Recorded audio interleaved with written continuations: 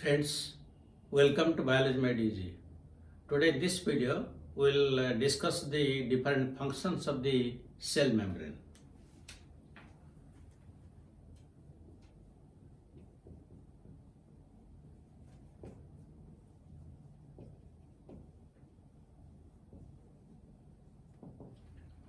So the cell membrane has different functions. We will discuss one by one.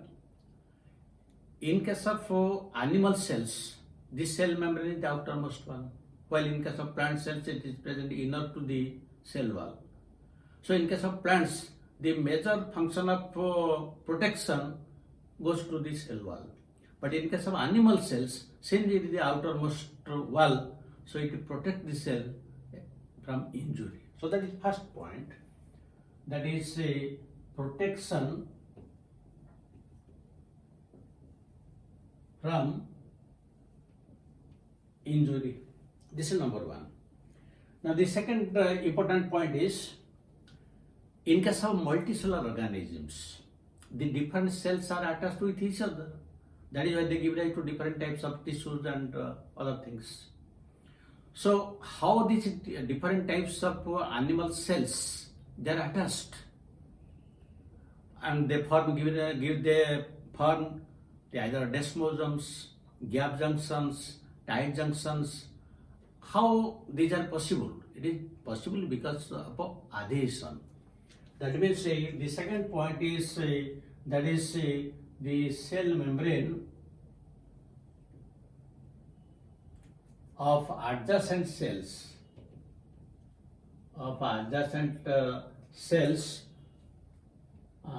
They give rise to different types of junctions. Junctions like desmosomes, and then tight junctions, gap junctions.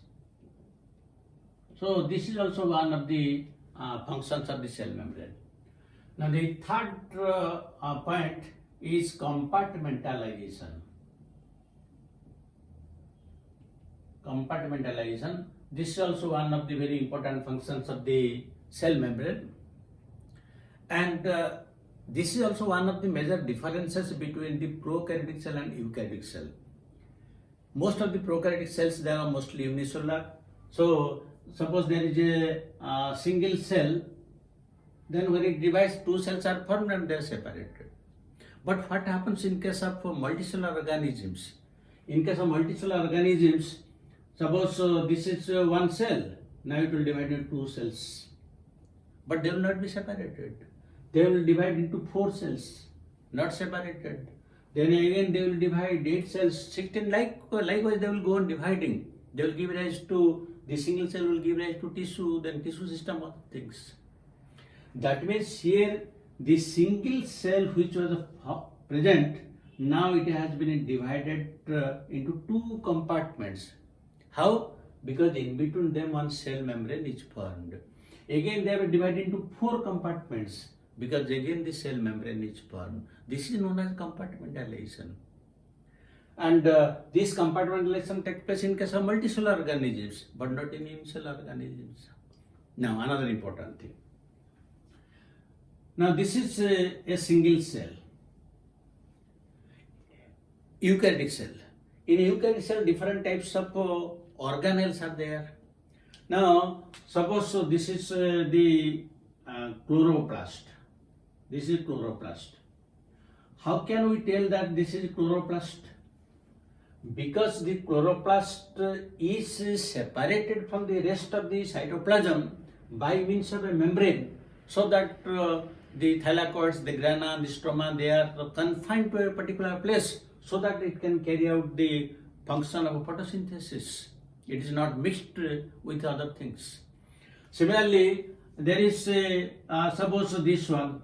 Now this one is mitochondria.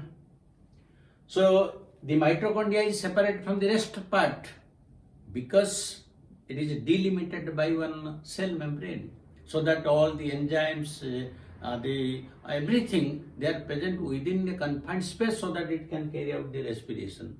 Similarly, if you take that of the nucleus, The nucleus is separated from the rest by a nuclear membrane, and it stores all the chromosomes and DNA.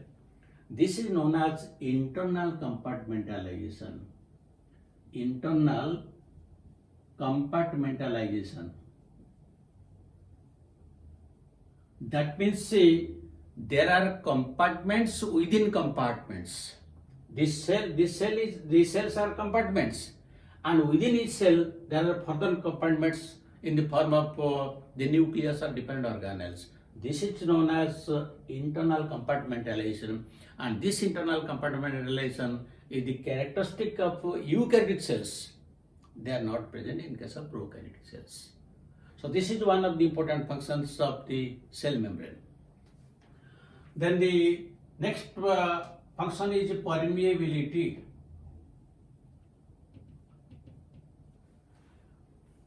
There are different types of membranes like impermeable, fully permeable, semi-permeable, or selectively permeable. But when we are discussing about the cell membranes, the biological membranes, all biological membranes, or you can tell all biomembranes are semi-permeable. Semi-permeable, or we can tell or differentially permeable. Differentially permeable. That means the cell membrane, it will allow the solvent to pass through, but when the question of some solutes come, it is selective in nature. It may allow certain things. Suppose this is one the cell membrane, and in this side there are different types of substances are there, So when they will come inside, suppose all other things will come, but this will not come. That is it is differential permeable. That means it is permeable to all these things, but it is impermeable to a particular substance. This is known as semi-permeable or selectively permeable. This is the property of all the biomembranes. So all biomembranes, they are semi-permeable or differentially permeable. Then the next function is cell recognition.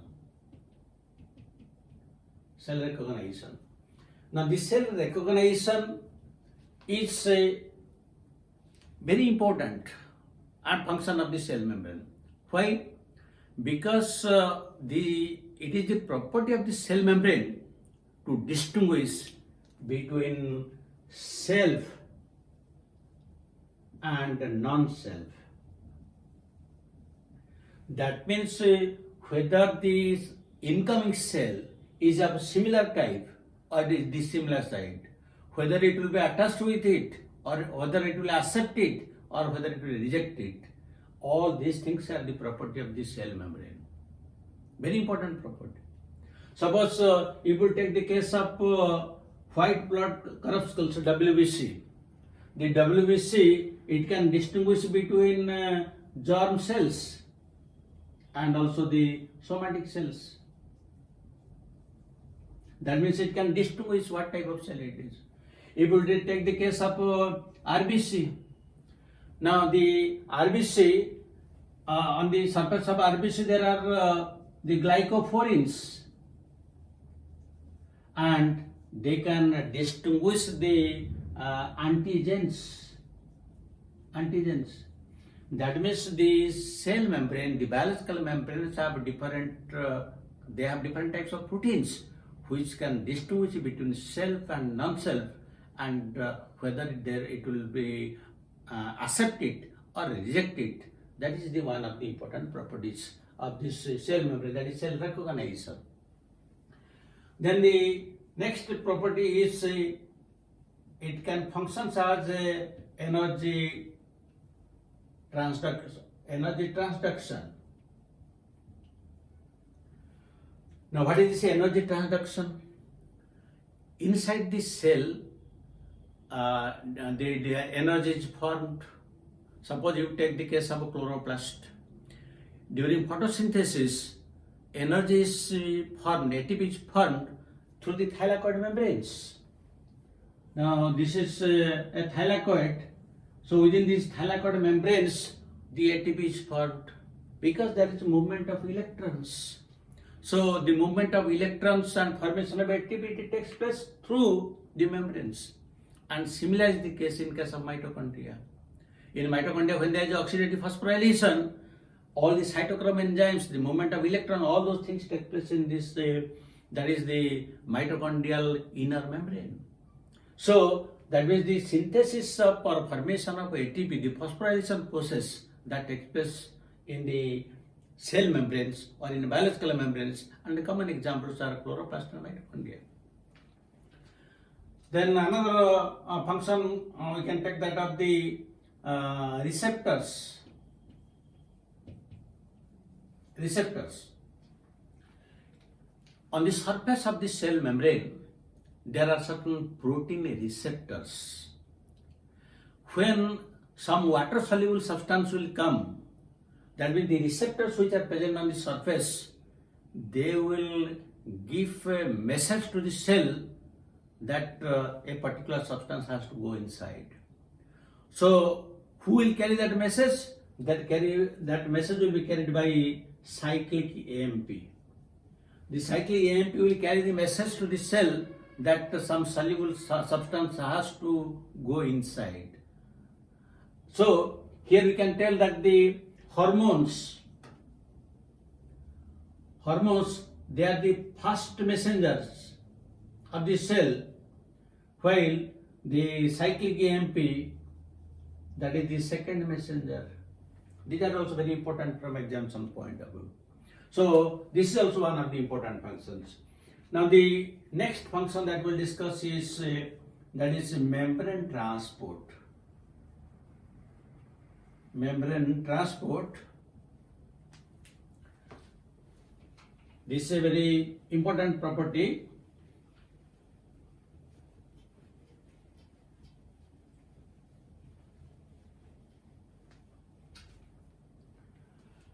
So this is membrane transport. That means the cell is not an independent entity. It is connected with other cells, and always substances go inside and they come outside, just like the import and export of a country. As a country imports and exports, similarly the cell also imports and exports substances. So these substances, they move through the cell membrane, that is known as a membrane transport. The membrane transport is again of different types. It may be passive transport, it may be active transport, or it may be bulk transport. Now what is passive transport? Let us discuss the passive transport. In case of passive transport, there is no expenditure of energy. No expenditure of energy. No carrier.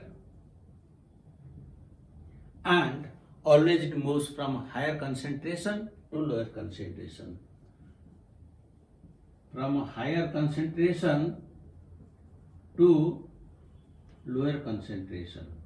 These are the characteristics. That means no energy is required. That is why it is known as passive transport. The passive transport, in case of passive transport, what happens? Now, if we will have the diagram of the semi-fluid model, then we will have some idea.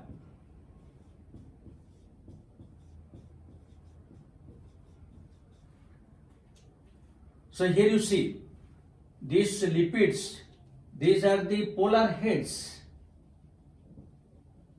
which are hydrophilic, and these are the non-polar tails. Now those which are neutral substances, the neutral substances, they can easily move through this bilayer of phospholipids. Similarly, those which are non-polar, Non-polar substances, they can also move easily. That means both neutral substances and non-polar substances, they can move easily through the bilayer of phospholipids because this is non-polar and this is non-polar. And the neutral substances, they can easily move. That means what are the examples? The examples are oxygen, then hydrogen, nitrogen, then nitrogen oxide, then methane. These are the different substances which can move easily from one side to another side through the different pores. Now this is known as simple diffusion. Simple diffusion. So simple diffusion means the neutral substances and non-polar substances, they can easily move through the bilayer of phospholipids, and these are the common examples.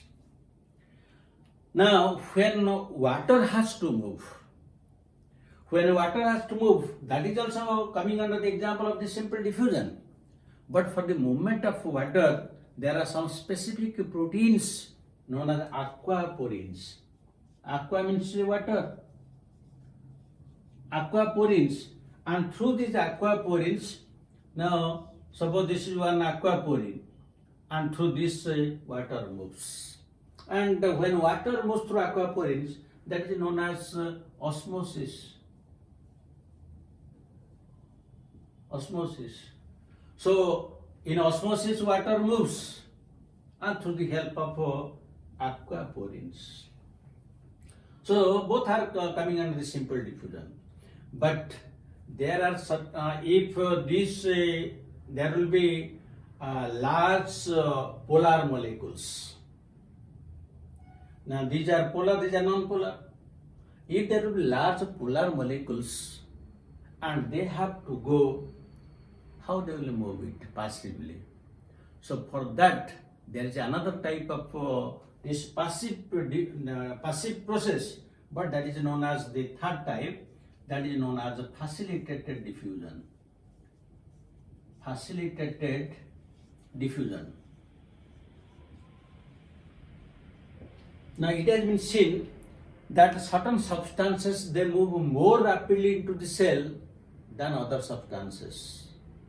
Why? This is because it takes place through the facilitated diffusion. So in the facilitated diffusion, the different substances which move, they are usually through facilitated diffusion. Usually we can take the example of glucose, then amino acids, then ions like sodium, chlorine. These substances, they move through facilitated diffusion. In the facilitated diffusion, there are again two steps, or we can take again two methods. Now one is we can tell that there is through the carrier proteins, and the second one we can tell that is through channel proteins. That means the facilitated diffusion can take place through the carrier proteins and also through the channel proteins. In case of carrier proteins, what happens? Now you see, here I am drawing.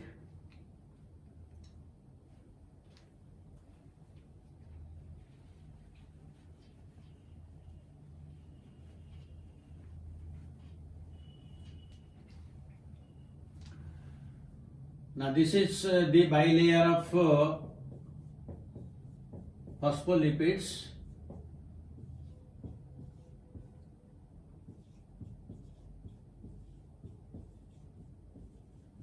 Now in the bilayer of phospholipids, suppose one substance, this is one substance which has to come inside. From outside it has to come inside. So it will come through the facilitated diffusion. So in case of facilitated diffusion, here there are some specific type of proteins.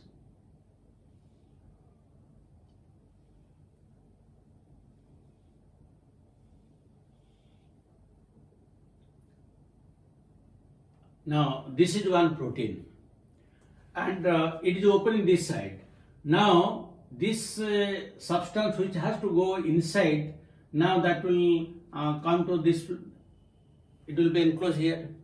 Then on other side what will happen, now on the inner side, now it will open so that this substance will come out. That means it functions like a gated channel. It functions like a gated channel. Gated channel. That means the substance come within the carrier protein, then on that side it closes and this side it opens so that it comes out. Now for this there is no energy required, and always it comes from higher concentration to lower concentration. Though it is facilitated diffusion, but no energy is used, but here certain carriers are used. So this is known as gated channel method. What is the other one? This channel proteins. Now in case of channel proteins, there are some specific protein channels like this. Specific protein channels. Now through these specific channels, usually most of the ions come. Different types of ions, they come through this. Suppose there will be sodium or there will be chlorine. That means there is a specific channel for specific ion. That means for sodium there will be one type of ion, for chlorine there will be another ion, because it is specific. That is why these channels, since the number of such channels they vary, that is why some substances they come more rapidly than others. So this is known as a facilitated diffusion, which is a highly specific, and it is specific for each type of ions. So this is what is known as the passive transport, in which energy is not required, the carriers are not involved except this facilitated diffusion, and always it moves from higher concentration to lower concentration. Regarding the remaining two, that is active transport and bulk transport, we will discuss in the next video. So thank you very much for watching this video. Wish you a very bright future. God bless you.